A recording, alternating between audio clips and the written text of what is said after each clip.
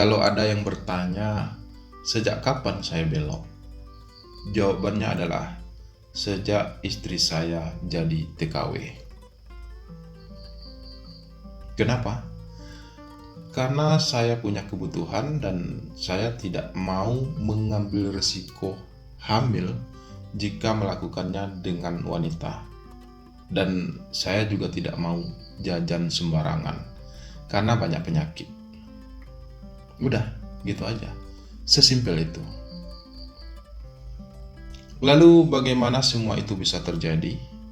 Silahkan simak kisah nyata saya berikut ini dari awal sampai akhir, biar nggak gagal paham. Berawal dari keberangkatan istri saya jadi TKW setahun yang lalu. Saat itu seminggu sehabis lebaran, istri saya mendapatkan tawaran pekerjaan jadi TKW ke Arab Saudi, jadi pembantu rumah tangga. Sebenarnya saya sudah berusaha untuk mencegah istri saya, mengingat anak kami masih kecil, masih 7 tahun usianya. Tapi istri saya tetap bersikeras untuk pergi. Aku yang cuma nelayan biasa di kampung tempat kami tinggal, akhirnya harus merelakan kepergian istriku pergi ke luar negeri jadi TKW. Meskipun sebenarnya terasa begitu berat. Mulai saat itu, aku harus terbiasa hidup tanpa istriku. Aku harus terbiasa mengurusi diriku sendiri dan juga mengurusi anak laki-laki kami satu-satunya, Arif, yang baru duduk di kelas 2 SD. Mulai hari itu, aku harus terbiasa memasak, mencuci pakaian, membersihkan rumah, dan tidur sendirian. Aku harus melakukan semuanya demi anakku. Sebenarnya, aku dan istriku baru menikah sekitar 8 tahun waktu itu. Kami juga sempat pacaran selama 2 tahun sebelum akhirnya memutuskan untuk menikah. Aku dan istriku lahir dan tumbuh di kampung yang sama. Istriku adalah teman sepermainanku waktu kecil. Meskipun usia istriku 2 tahun lebih tua dariku. Setelah menikah, kami memang memutuskan untuk menyewa sebuah rumah kontrakan kecil untuk kami tinggal bersama. Hingga akhirnya anak pertama kami lahir dan tumbuh bersama kami. Keluarga kecil kami cukup bahagia, meski secara ekonomi kami selalu kekurangan. Sebagai nelayan, aku tidak selalu menghasilkan uang setiap harinya. Kadang hasil yang aku dapat juga tidak sebanding dengan pengeluaran yang kami butuhkan, apalagi sejak anak kami masuk sekolah. Itulah salah satu alasan mengapa istriku memilih untuk menjadi TKW, demi menyelamatkan perekonomian keluarga kami. Meski sebenarnya itu bukan alasan yang tepat. Karena biar bagaimanapun, sebagai kepala rumah tangga, semua itu adalah tanggung jawabku, bukan tanggung jawab istriku. Namun pada akhirnya, aku memang harus merelakan kepergian istriku, merelakan pilihan hidupnya, dan aku harus terbiasa hidup jauh darinya.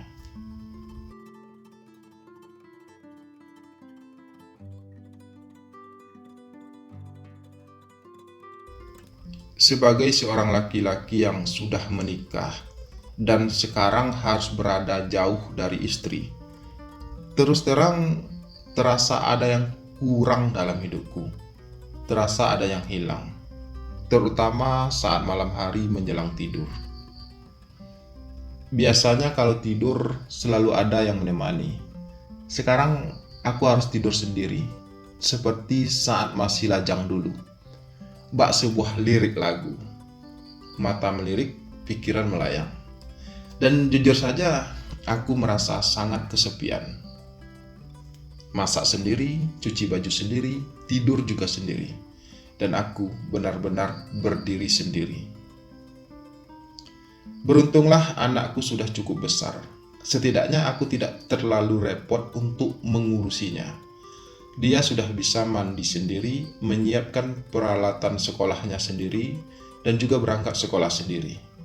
Karena memang jarak sekolah dari rumah kami cukup dekat. Namun lagi Mas Danu, sebuah suara mengagetkanku sore itu. Saat itu aku baru saja pulang kerja dan sehabis mandi, aku duduk sendirian di bangku yang ada di depan rumahku. Enggak kok. Balasku cukup terbata setelah menyadari siapa yang datang. Itu adalah Keken, tetanggaku. Ia juga menyewa rumah di samping rumah kontrakan kami. Keken adalah seorang guru olahraga di sekolah tempat anakku bersekolah. Sudah 2 tahun ia menjadi guru di desa kami. Aku mengenal Keken jauh sebelum istriku jadi TKW. Kami memang sudah cukup dekat, karena Keken memang sudah sering datang ke rumahku untuk sekedar mengobrol, apalagi sejak istriku pergi. Kangen istrinya ya Mas, ucap Keken lagi, sedikit berseloroh. Enggak juga Ken, lagi pengen nyantai aja sepulang kerja. Balasku apa adanya. Banyak dapat ikan hari ini Mas? Keken bertanya lagi. Lumayan lah Ken, lebih banyak dari kemarin sih. Tapi harga ikan hari ini turun, jadi hasilnya sama aja. Begitulah resiko jadi nelayan Ken. Kadang ikannya banyak, harganya murah. Giliran harganya naik, dapat ikannya dikit. Balasku cukup panjang. Enak jadi kamu Ken, pendapatan udah jelas setiap bulannya. Lanjutku kemudian. Ada enak nggak enaknya kok Mas, sama aja.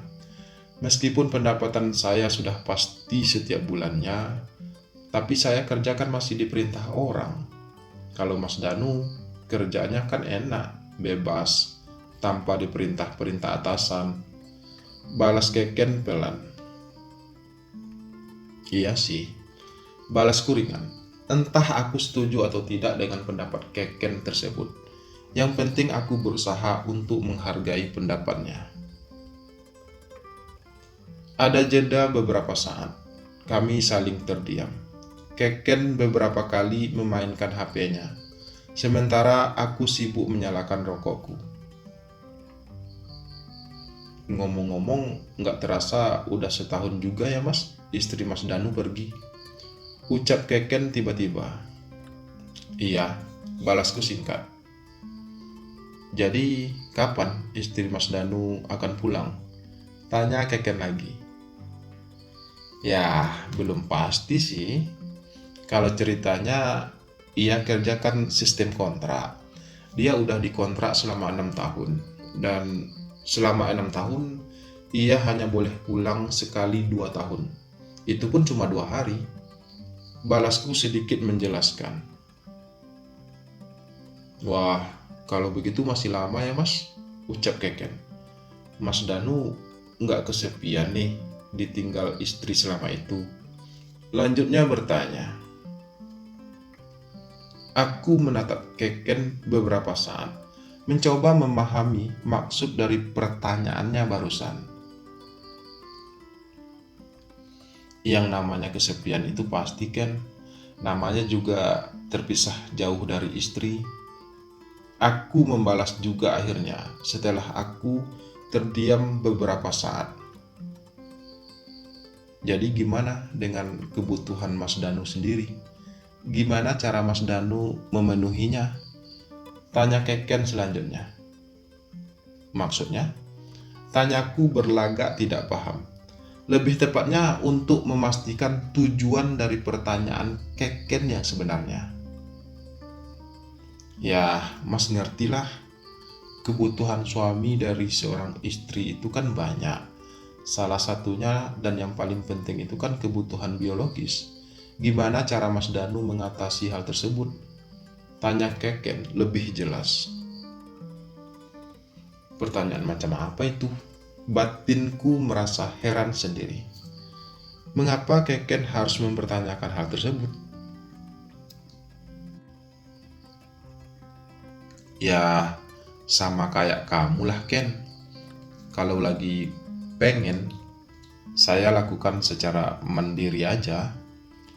Jawabku akhirnya, meskipun aku masih merasa sungkan untuk membicarakan hal-hal seperti itu bersama Keken. Kali ini Keken tersenyum sambil ia menatapku cukup lama. Mata kami sempat beberapa saat saling bertatapan, sebelum akhirnya aku berpura-pura melihat ke arah jalan di depan rumahku. Mas, mau nggak kalau saya bantu? Tanya Keken kemudian. Bantu apa? Tanyaku dengan nada cukup heran. Tapi, Mas jangan marah ya kalau saya ngomong seperti ini. Ucap Keken sedikit pelan. Maksud kamu apa sih Ken? Dan kenapa saya harus marah? Balasku penuh tanya.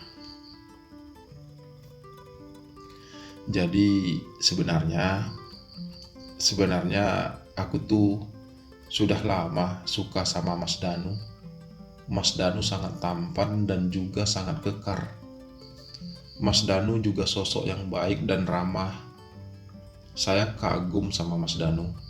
Saya pengen banget bisa memiliki Mas Danu. Saya pengen bisa hidup bersama Mas Danu walau hanya sementara. Setidaknya sampai istri Mas Danu pulang nantinya. Ucap Keken cukup panjang lebar dan cukup membuat aku kaget. Sungguh itu semua di luar dugaanku. Dan aku benar-benar tidak menyangka kalau Keken akan berani berucap demikian padaku. Karena meskipun kami sudah lama saling kenal, tapi setidaknya Keken tahu kalau aku ini laki-laki normal. Aku sudah menikah dan sudah punya anak. Aku gak mungkin tertarik sama laki-laki meskipun saat ini istriku berada jauh di luar negeri sana. Mas Danu gak harus jawab sekarang. Mas Danu pikirkan aja dulu. Tapi saran saya sih, akan lebih baik kalau Mas Danu terima saja tawaran saya. Mumpung istri Mas nggak ada di sini loh. Kan pulangnya juga masih lama. Daripada Mas Danu jajan sembarangan atau melakukannya sendiri, kan lebih baik kalau sama saya. Udah jelas orangnya dan gratis lagi.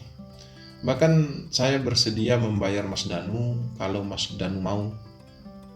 Ucap Keken lagi, masih panjang lebar dan cukup belak-belakan. Aku masih terdiam, bingung juga mau berkata apa. Beberapa kali aku hisap rokokku sambil menarik napas dalam, mencoba menenangkan diriku sendiri. Tiba-tiba saja jantungku berdebar hebat saat membayangkan hal tersebut. Membayangkan aku dan Keken. Ya udah Mas, kalau begitu saya pamit dulu ya, mau mandi. Nanti kita ngobrol lagi kalau Mas udah punya jawabannya. Keken berucap lagi akhirnya, setelah ia melihat aku hanya terdiam. Lalu kemudian Keken pun berdiri dan mulai melangkah menuju rumahnya yang hanya berjarak 20 meter dari situ. Dan aku masih terdiam.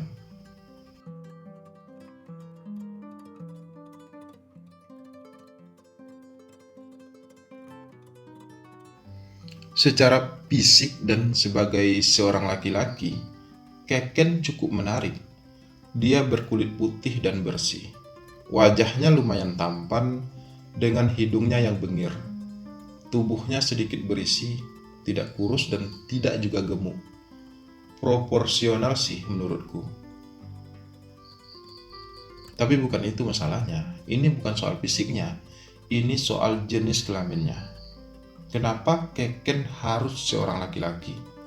Jika ia seorang perempuan, aku sudah pasti akan menerima tawarannya. Berkali-kali aku coba membayangkan hal tersebut. Berkali-kali juga aku merasa mual.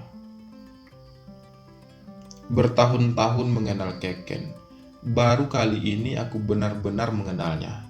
Dan ternyata selama ini, diam-diam, ia menyukaiku.